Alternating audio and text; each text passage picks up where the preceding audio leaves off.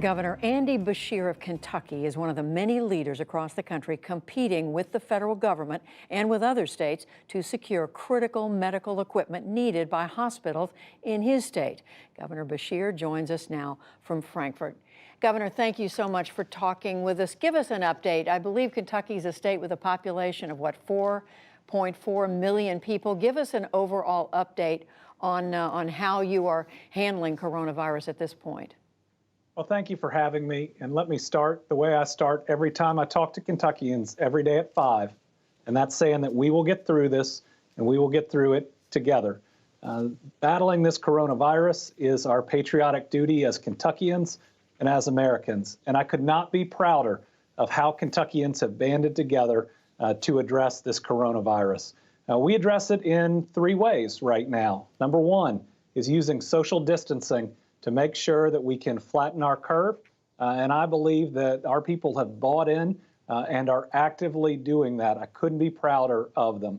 We've had to change our way of life. We have had to close hundreds, thousands of small businesses. We have people not going to work that otherwise would have, but they understand that sacrifice is going to save lives. Second is we work every day to increase our healthcare capacity, to make sure when we have our surge hit that we have a bed for those that need it, and that we have a ventilator for those that need it. And third, we work on increasing our testing as a state. That is a challenge all across the country. Right now, the major issue is having enough swabs.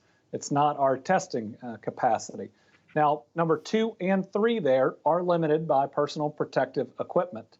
And I, like every other governor, are out there trying to scratch and claw to buy as much as we can.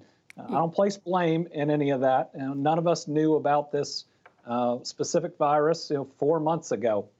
But it is a difficult system where our people on the front lines don't have what they need. But if I can really quickly, it just makes what they are doing more heroic. Doctors, nurses, and others in my state go to work every single day knowing that their coworkers have contracted the coronavirus and that they don't have enough personal protective equipment. And that just makes their sacrifice and their willingness to do it that much more amazing. This is National Public Health Week, and we greatly appreciate them. Governor, you said over the weekend that every order for personal protective equipment had been, in your words, circumvented by the federal government. So are you getting what you need now? We are not getting nearly what we need on personal protective equipment. And that's not just me, and I'm not feeling sorry for myself or for Kentucky. That's everybody. One of 2 things will happen.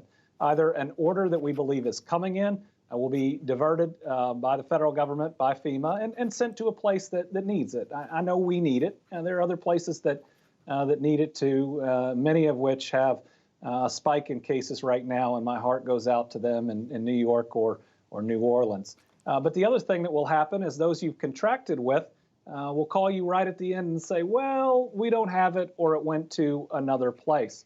Buying personal protective equipment right now is one of the most difficult things that any of us have ever had to do through government, and we are reaching out through every possible lead. That's what I do in large part of my day every day, is try to chase down these leads. So my question is the current system that requires governors to compete the way you are the best way to have done this? Should this have been something where it was allocated in one central place? Oh, I mean, a system where governors are competing against each other is a bad system. But again, I try not to place blame because we didn't know that we would need this much personal protective equipment as a world, not just as a country, until the coronavirus truly hit. I hope that we don't just learn our lessons, but that we can increase our capacity and we can have a better way to get this out where it's needed as we move forward.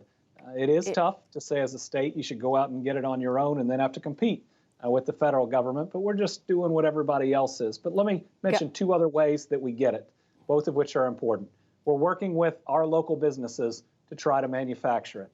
And we've got a company that changed their leather making into a face shield manufacturing, which has been really significant and helpful. And we're working with others to try to create masks and gowns and the other forms of PPE. But let me say that the third way we do it is donations. And we have seen everything from our veterinarians to our large industrial manufacturers step up and provide us hundreds of thousands of pieces of PPE that are going directly to our healthcare providers. Governor, what happens when we unify as a state? Governor, very quickly, you obviously have had a stay-at-home order in Kentucky. Two states, not your neighboring states, but they're close. They are Arkansas and then South Carolina, which is a couple of states away, but still in the region where you are, do not have stay-at-home orders. Does that affect the ability of people in Kentucky to stay healthy, to stay safe? Well, in Kentucky, we have taken aggressive action. And what that means is we don't just issue what we call a healthy at home order, but it means we've had to shut businesses. We have our houses of worship doing virtual services, tens of thousands of people not going to work. We have made sacrifices. And this coronavirus doesn't know boundaries, state boundaries, or county boundaries. And when others don't take aggressive action, what they do is at least thwart the sacrifice of millions of Kentuckians and residents of other states that are doing what it takes to defeat this virus.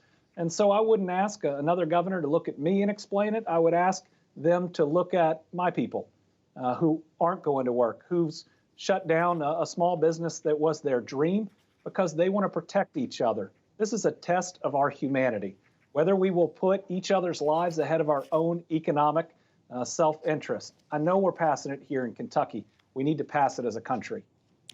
Governor Andy Beshear, thank you very much for talking with us, and we wish you and the people of Kentucky the very best in all this. Thank you.